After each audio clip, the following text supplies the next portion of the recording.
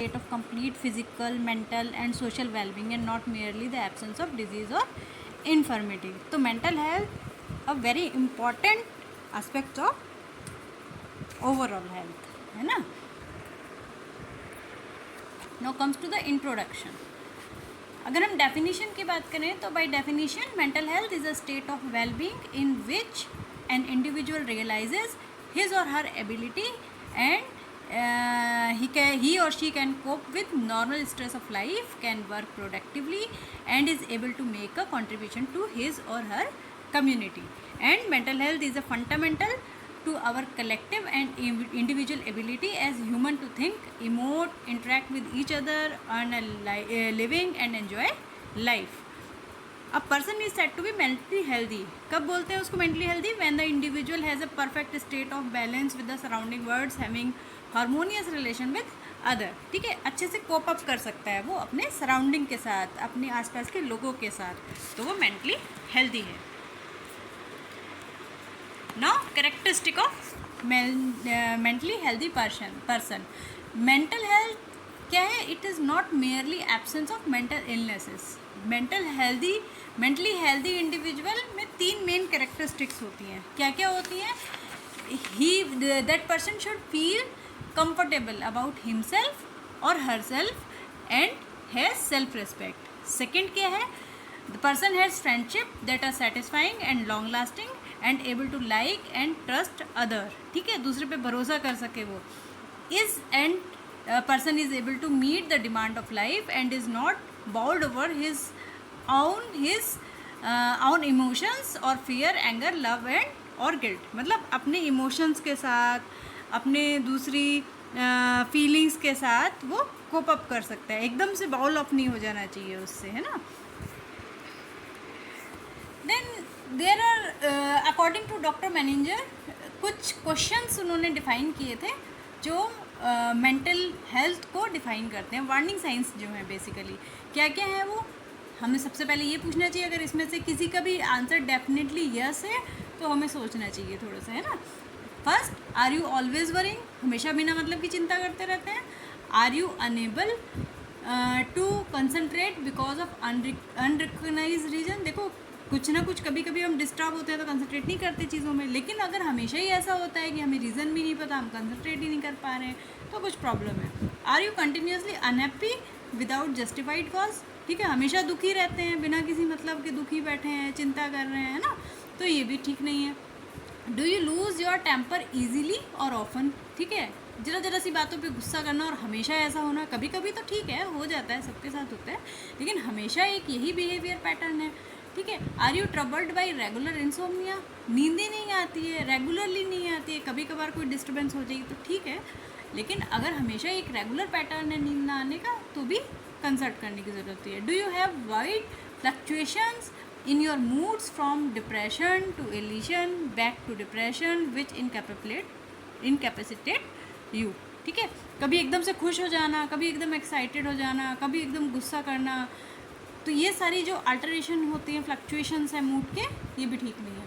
Do you continually dislike to be with people? लोगों का साथ ही नहीं अच्छा लगता, अकेले ही रहना पसंद है ना. Are you upset if the routine of your life is disturb? देखो थोड़ा बहुत अपसेट सब लोग हो जाते हैं, ठीक है, लेकिन हमेशा ही कुछ भी अगर हो गया रूटीन लाइफ में, थोड़ा सा भी डिस्टर्बेंस हो गई तो बहुत ज़्यादा अपसेट हो जाना, हमेशा ही ऐसा होना, तो ये गलत है ना. मतलब हम कोप अप नहीं कर पा रहे सिचुएशन के साथ. Do your children constantly get on your nerves? मतलब आप बच्चों पे ही गुस्सा निकालते रहते हो, उन्हीं को सब ब्लेम करते रहते हो, ये भी ठीक नहीं है. आर यू ब्राउन्ड ऑफ और कॉन्स्टेंटली बिटर? हमेशा कड़वा बोलते हैं, हमेशा गुस्सा करते रहते हैं ना, ये भी ठीक नहीं है. Are you afraid without real cause? कोई भी रीज़न नहीं है और आपको बहुत डर लगता है. Are you always right and the other person is always wrong? है ना, ऐसा तो बहुत लोगों के साथ होता है, मैं ही हमेशा सही हूँ, दूसरा हमेशा गलत है ना, लेकिन ये हमेशा नहीं होना चाहिए ऐसे. Do you have numerous aches and pains for which no doctor can find any physical cause? जैसे लोगों को देखा होगा आपने, कभी यहाँ दर्द है, कभी वहाँ दर्द है, कुछ निकल के आता नहीं है इन्वेस्टिगेशन में, है ना, तो ये सारी चीज़ें फिर हमें साइकेट्रिस्ट से कंसल्ट करना चाहिए. तो these are signs, warning signs. Now type of mental illnesses, वैसे ICD-10 के हिसाब से बहुत सारी मेडिकल इलनेसेस होती हैं, मेंटल एंड बिहेवियरल डिसऑर्डर्स होते हैं, लेकिन बेसिकली क्या है, mental and behavioural disorders are characterised by alteration in thinking, mood and emotions that are associated with personal distress और इम्पेयर्ड फंक्शनिंग, ठीक है। इंडिविजुअल में और एक टाइम में इंडिविजुअल अगर कोई साइकेट्रिक प्रॉब्लम है, ऐसा नहीं एक ही प्रॉब्लम है, कई सारे डिसऑर्डर्स एक साथ हो सकते हैं, है ना, लाइफ में। लेकिन ऐसा नहीं है कि कोई एक एबनॉर्मल बिहेवियर कोई थोड़े से टाइम के लिए हो गया या एबनॉर्मल मूड हो गया बहुत छोटे से टाइम के लिए, थोड़ी देर के लिए, तो ये कोई प्रॉब्लम नहीं है ना।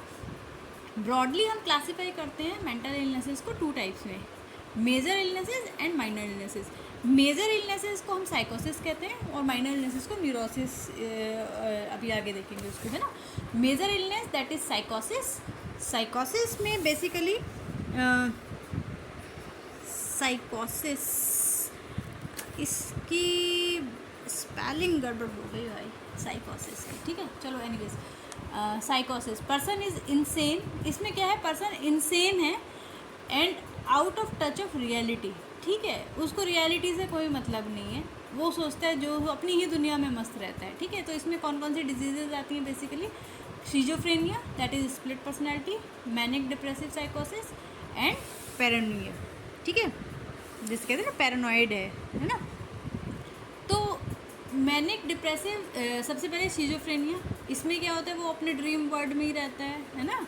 मैनिक डिप्रेसिव साइकोसिस में क्या है, बहुत हाइट ऑफ एक्साइटमेंट या डिप्रेशन में बहुत ज़्यादा एक्साइटेड हो जाता है, बिल्कुल उदास हो जाता है, बहुत खुश है, बहुत टॉकेटिव हो गया, एकदम से डिप्रेशन में चला गया, तो मैनिक डिसऑर्डर है ये, है ना। इसमें बाइपोलर, मल्टीपोलर डिफरेंट एस्पेक्ट्स होते हैं। पैरानॉइड कौन होते हैं कि वो बहुत ज़्यादा एक्सट्रीम सस्पिशियस उनका बिहेवियर होता है ना, और वो बिल्कुल डिल्यूजन में ही रहते हैं, हमेशा शक करते रहते हैं, तो ये पैरानॉइड पर्सनैलिटी होती है।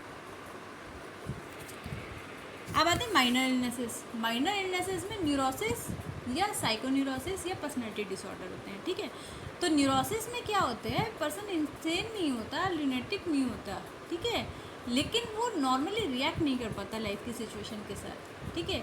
जैसे कि सिम्टम्स होते हैं, जैसे हमेशा एक मॉर्बिड फियर होता है, कोई कंपल्शन है, ऑब्सेसिव कोई डिसऑर्डर है ना। They are characterise by anxiety which may be overt और सबकॉन्शियस, उनको पता नहीं होता एंजाइटी है ना, और वो उनको प्रॉब्लम कर रहा है। हिस्टीरिया इसके एक कैटेगरी है। पर्सनैलिटी डिसऑर्डर में क्या होता है, it is characterise by developmental defect, है ना। Disorders are legacy of unfortunate childhood experiences या परसेप्शन होते हैं, तो उसकी वजह से पर्सनैलिटी डिसऑर्डर हो जाता है ना। तो इसमें काउंसलिंग का बहुत बड़ा रोल होता है। देन कॉजेटिव फैक्टर्स क्या हो सकते हैं मेंटल इलनेस की। एटियोलॉजी अभी तक बहुत कॉम्प्लेक्स है मेंटल इलनेस की, और अभी तक बहुत अच्छे से समझ नहीं आई है कि क्यों होती है मेंटल इलनेसेस। लेकिन large group of mental disorder है स्टिल कॉल्ड फंक्शनल, क्योंकि उसमें कोई पैथोलॉजिकल, बायोकेमिकल या हार्मोनल चेंजेस नहीं मिलते हैं, है ना। तो है क्या कॉजेज होते हैं, मोटे मोटे hereditary, physical factors, socio environmental factors, ठीक है। तो हेरिडिटरी में ये देखा गया है, ये स्टडी किया गया है कि अगर शीजोफ्रेनिक पेरेंट्स हैं तो 40 टाइम्स ज़्यादा रिस्क होता है बच्चों में भी शीजोफ्रेनिया होने की, ठीक है। फिजिकल फैक्टर्स में ऑर्गेनिक कंडीशंस हो सकती है, जैसे कोई इन्फेक्शन हो सकता है, टॉक्सिन, ट्यूमर, वेस्कुलर इंजरीज, है ना, एंडोक्राइन डिजीज़ हो सकती है, कोई क्रॉनिक डिजीज़ हो सकती है, तो ये सारे रिवर्सिबल होते हैं, है ना। सोशो इकोनॉमिक एनवायरमेंटल फैक्टर्स में क्या है, जैसे वरीज हैं, एंजाइटीज़ हैं, इमोशनल स्ट्रेस है, टेंशन, फ्रस्ट्रेशन, है ना, drug addiction, sexual starvation, cruelty, इन सब चीज़ों की वजह से। तो इसमें भी एक लाइफस्टाइल मॉडिफिकेशन या काउंसलिंग का बहुत बड़ा रोल होता है। Then comprehensive mental health programme. अब क्या है कि जो मेंटल हेल्थ से मेंटली इल हैं, है ना, वो बहुत ज़्यादा, उनने देखा कि ट्रीटमेंट गैप बहुत ज़्यादा है। क्यों है, बिकॉज ऑफ पूरा अवेयरनेस, सिम्टम की कोई अवेयरनेस नहीं है ना, मिथ्स हैं या स्टिग्मा है, अभी भी लोग मेंटल हेल्थ के लिए कंसल्ट करने में पीछे हटते हैं, है ना।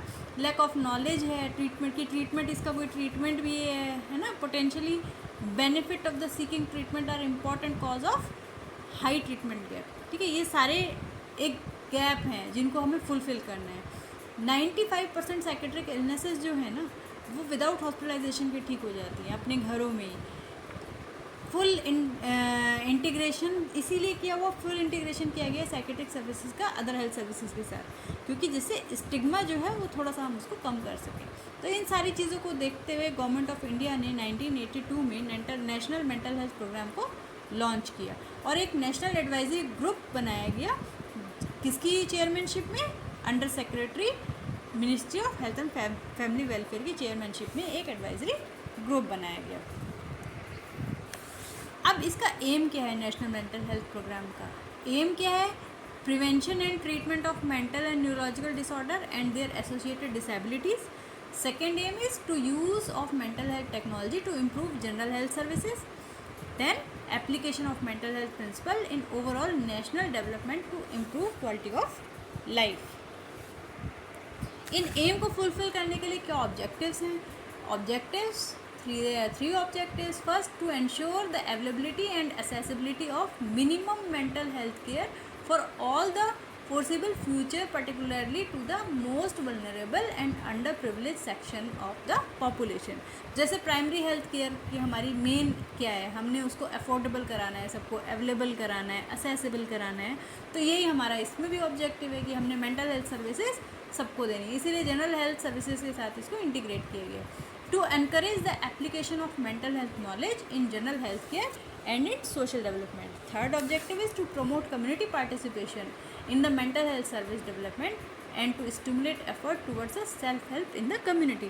तो community participation का main benefit ही यही है कि community में अगर community से ही बंदा कोई इसमें motivate करे, awareness create करे तो ज़्यादा acceptable होती है और services भी avail ज़्यादा करते हैं।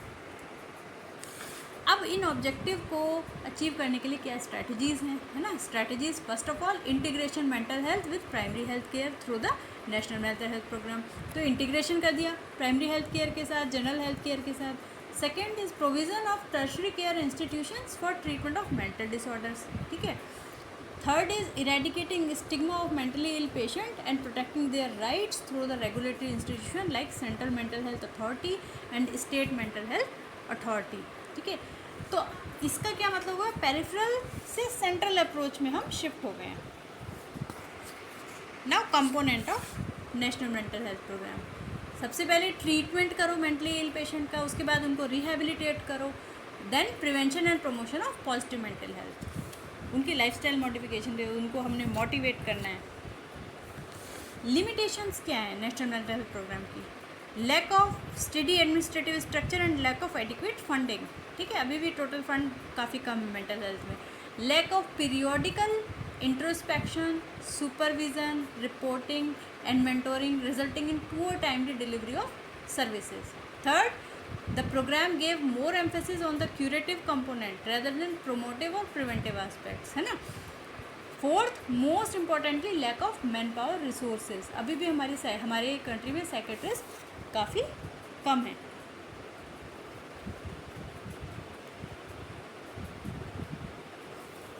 अब इन सब शॉर्टकमिंग्स को फुलफ़िल करने के लिए, ठीक है, डिस्ट्रिक्ट लेवल पे मेंटल हेल्थ प्रोग्राम लाया गया। डिस्ट्रिक्ट लेवल पे मेंटल हेल्थ प्रोग्राम जो है वो गवर्नमेंट ऑफ इंडिया ने लॉन्च किया था। 100% सेंट्रली स्पॉन्सर्ड प्रोग्राम है, ठीक है। ये 1996 to 97 में लॉन्च किया गया था ड्यूरिंग द 5-year प्लान, ठीक है। तो इसमें क्या क्या है? It is based on Bellary model. इसमें क्या कंपोनेंट्स हैं? सबसे पहले सर्विस प्रोविज़न, सबसे पहले सर्विस बेलरी मॉडल पे ये बेस्ड है। डिफरेंट कंपोनेंट्स हैं, service provision, capacity building, awareness generation and providing valuable data for evaluation, ठीक है। सर्विस प्रोविज़न में क्या है? इसमें सर्विस में हम क्या देते हैं? हेल्थ सेंटर्स के थ्रू अर्ली डिटेक्शन करना है और ट्रीटमेंट करना है मेंटली डिसऑर्डर्स को, है ना। काउंसलिंग करनी है डिफरेंट लेवल पे, डिस्ट्रिक्ट लेवल पे। कैपेसिटी बिल्डिंग में हमने ट्रेनिंग देनी है मैन पावर को, ठीक है। किस चीज़ की ट्रेनिंग देनी है? प्रिवेंशन की, अर्ली आइडेंटिफिकेशन की और ट्रीटमेंट के लिए। और हमने स्टिग्मा को दूर करने के लिए अवेयरनेस जनरेट करनी है through the information education and communication activities, है ना। उसके बाद हमने वैल्यूएबल डेटा प्रोवाइड कराना है, ठीक है, at the level of community, state level पे और सेंट्रल लेवल पे, जिससे कि फ्यूचर प्लानिंग हो सके, इम्प्रूवमेंट हो सके, सर्विस में हम क्या इम्प्रूव कर सकते हैं, इन सब चीज़ों के लिए। अब प्रोमोटिव एंड प्रिवेंटिव एक्टिविटीज़ हम क्या करेंगे, ठीक है, डिस्ट्रिक्ट मेंटल हेल्थ प्रोग्राम के लिए। स्कूल मेंटल हेल्थ सर्विसेज हम देंगे, इसमें लाइफ स्किल एजुकेशन देंगे और काउंसलिंग की सर्विसेज देंगे।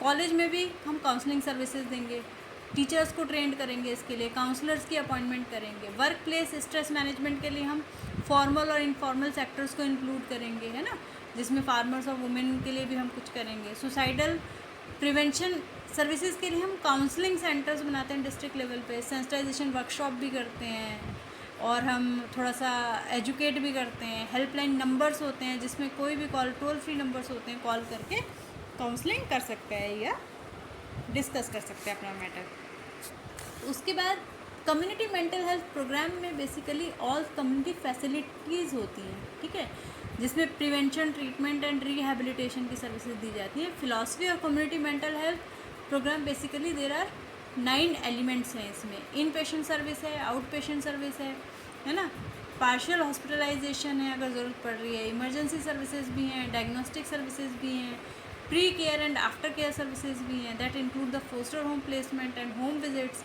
एजुकेशन सर्विसेज हैं, ट्रेनिंग है, रिसर्च एंड एवेल्यूशन है। तो ये सारी चीज़ें कम्युनिटी मेंटल हेल्थ प्रोग्राम में हैं, ठीक है, इसके कंपोनेंट में। This is overall about the mental health. Thank you.